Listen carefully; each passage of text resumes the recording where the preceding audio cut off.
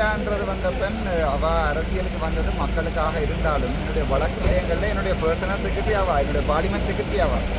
அது வந்து நான் அவளுக்கு ஜாப் கொடுத்துருக்கேன், அவளுக்குரிய சம்பளம் கொடுத்து ஜாப் கொடுத்துருக்கேன். ஆகவே கௌசல்யான்றது அரசியலுக்கு வந்து அரசியலில் நிற்க போகிறதே ஒழிய என்னோட நிற்கிறதுன்றது எந்த சந்தேகமும் இல்லை. இப்போ நான் என்னுடைய அரசியலுக்கு வர மாட்டாவே ஆராண்டிய குரூப்பை என்னென்றால் இப்போ கௌசல்யாவை தனிப்பட்ட ரீதியில் தாக்கைகளில் அதோட பொம்பளை பிள்ளை வந்து தாக்கைகளில் சரியான எனக்கு கவலையாக இருந்தது. மற்றது அவளோட ப்ரொஃபஷனல் கேரியர், அதாவது லோயர்ன்றதையும் நாங்கள் விட்டு போட்டு வந்து நிற்கல. இதில் மக்கள் அதை விளங்கி கொள்ளாமல் 1-2 பேர் இந்த முகப்புத்தகங்கள் எழுதியதில் அவள் மனம் பாதிக்கப்படுக நான் அதை விரும்புகிறேன். ஆனால் நான் நினைக்கிறேன் இனிமேல் கௌசல்யா அரசியலுக்கு வரமாட்டான்னு நினைக்கிறேன். வார சந்தர்ப்பங்கள் குறைவான்னு நினைக்கிறேன்.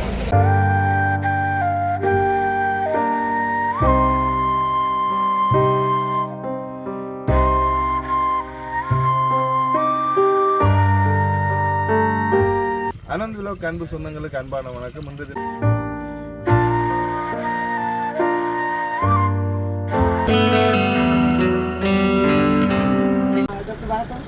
இன்றைக்கு டிசிசி மீட்டிங் லேட் ஆகி வந்துட்டீங்க.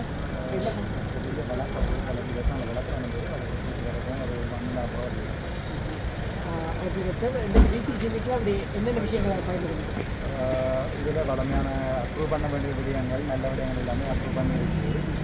இதில் முக்கியமான பிரச்சனை அந்த பார் சம்பந்தமான பிரச்சனை.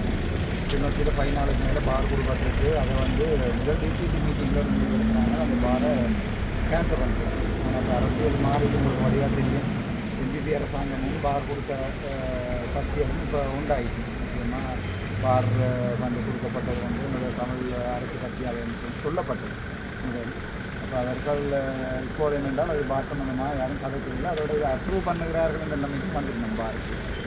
பார் அப்படியே இருக்கும் என்று அது சம்பந்தமாக கதைக்கினாங்க. ஆனால் பெரும்பாலும் இந்த பார்கள் அப்படியே இருக்கும் என்றுதான் என்னுடைய கொடுத்த அரசியல் கட்சி வந்து இப்போ இருக்கிற அரசாங்கத்தோடு ஏற்பட்ட ஒப்பந்தங்கள் பின்தள ஒப்பந்தங்கள் இல்லாத வளமையானவே மாற்றி வேலை தான். தேர்தல் நேரம் பாருங்கிறது எங்களுடைய விதியில் இருக்குது வளமையானது.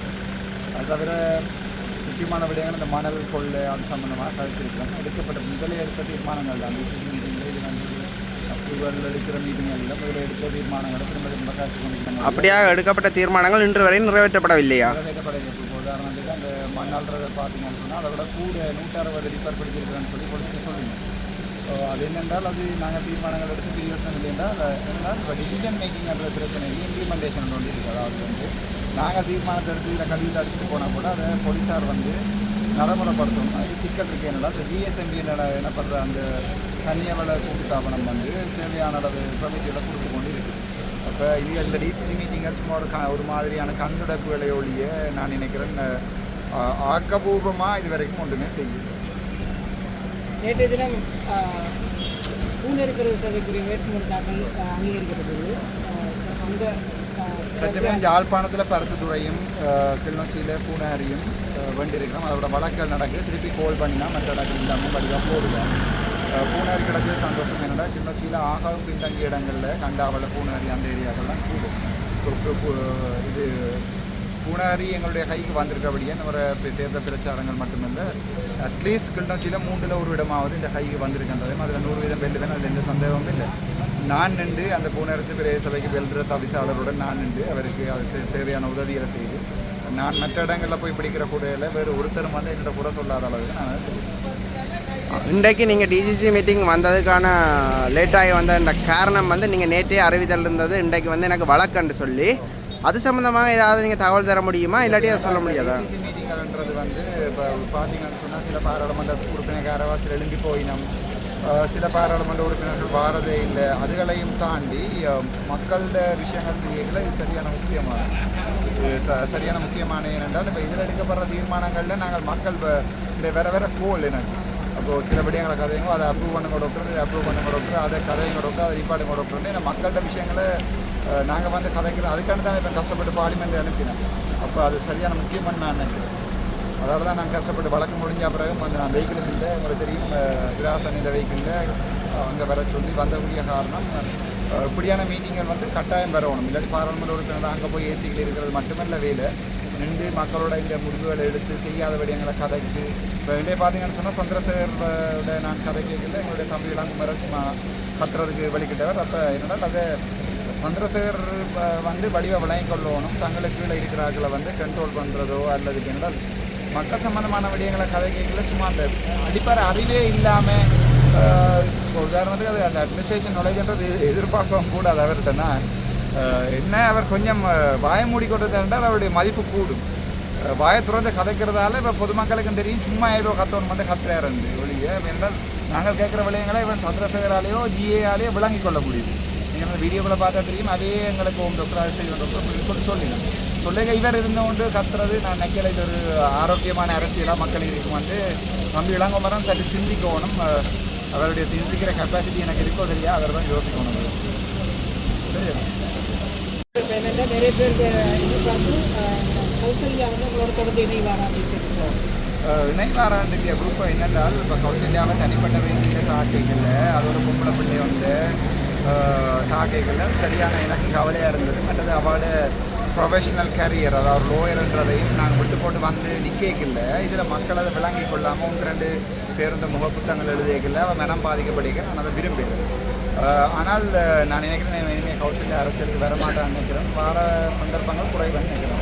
அப்படி இருக்கும் பட்சத்தில் இன்றைக்கு உங்களுக்காக அவள் வந்து கோர்ட்ஸில் ஆஜராகி உங்களுக்காக வழக்க வாதாடினவா அது சம்மந்தமாக ஏதாவது? இல்லை, கௌசல்யான்றது வந்த பெண் அவள் அரசியலுக்கு வந்தது மக்களுக்காக இருந்தாலும் என்னுடைய வழக்கு விடயங்களில் என்னுடைய பர்சனல் செக்ரட்டரி ஆவா, என்னுடைய பார்லிமெண்ட் செக்ரட்டரி ஆவா.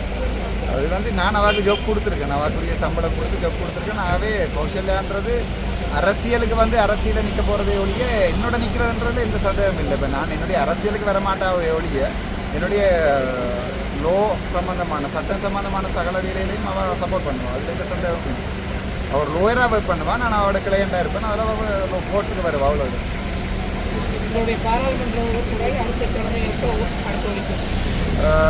ஒழிக்கும். இதை ப்ளக் பண்ணிடலாடா ஒழிக்கும். சுட்டு ஜாக்கண்டாலையும் மறுபடி ஒழிக்கும். மறுபடி விஷயங்களாம் மக்கள் நீங்கள் அரசாங்க இன்ஜினியர்கள் மத்தியில் திரும்பி ஒரு மீட்டிங்கில் போல் பண்ணி இப்போ மக்கள் திரும்பவும் வந்து ஆர்ப்பாட்டம் செய்ய சொல்லி யாருமே கேட்கல. இந்த மக்கள் பிரதிநிதிகள் நாங்கள் 6 பேர் இருக்கிறோம் இங்கே. ஆகவே நாங்கள் 6 பேரும் கொஞ்சம் விரும்பினாங்க. அது 6 பேரும் சேர்ந்து ஒரு கோரிக்கையாக தரலாம். அதாவது நாங்கள் இனிமேல் 6 பேரும் மக்களை தானே பிரதிநிதித்துவப்படுத்துகிறோம், 6 பேரும் சொல்கிறோம் தானே இது வேண்டாம் என்று சொல்லி. ஆகவே அதை நீங்கள் ஒரு மீட்டிங்காக வச்சு அதை மினிஸ்ட்ரி ஆஃப் ஃபினான்ஸுக்கு கொண்டு போகிறது நல்லது.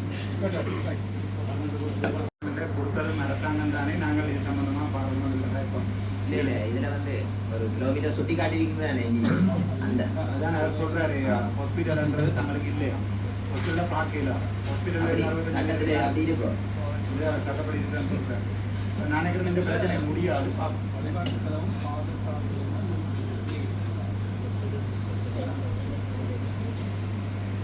என்னென்றால் இந்த வழங்கப்பட்ட இந்த மது சாலைகள் ஒன்றுமே சுற்றுலா மையங்களை மையப்படுத்தி இல்லை. இது இருக்கிறது முழுக்க மக்கள் சம்பந்தம் மக்கள் இடங்கள்ல இருக்குது. இதே சுற்றுலா மையங்களுக்கு மாற்றுறது தான் பெட்டரான ஐடியா. இந்த உதாரணத்துக்கு ஏதாவது இந்த கிளர்ச்சியில் ஏதாவது சுற்றுலா மையங்கள் இருக்குமென்றா அந்த இடங்களை நோக்கி நகர்த்துறது தான் பெட்டர். என்றால் அவை வழக்குகளுக்கு போனால் அது ஈடுபடும். ஆகவே அவையோடையும் சேர்ந்து கதைச்சு. வணக்கம். இதுல உதயநகர் மேற்குல வந்து மக்கள் குடியிருப்புல மக்கள் ரீசெட்டில்மெண்ட் வர்றதுக்கு முதலே அந்த கிராமத்துக்குள்ள பார் வந்துடுது. இது வந்து ஜிஎஸ் எல்லாம் மக்கள் நாங்கள் எல்லாரும் எதிர்ப்பு தெரிவித்தோம். மக்கள் குடியமர்றதுக்கு முதலே பார் வந்து குடியமர்ந்துடுது. எல்லாம் நிற்கதியான உடுத்த உடுப்போட நிற்கதியான நிலையில வந்த நேரத்துல தான் அந்த பார் வந்து குடியமர்ந்தது. அதுல எல்லாருடைய வருமானங்களும் அந்த பார்க்குள்ள தான் போனது.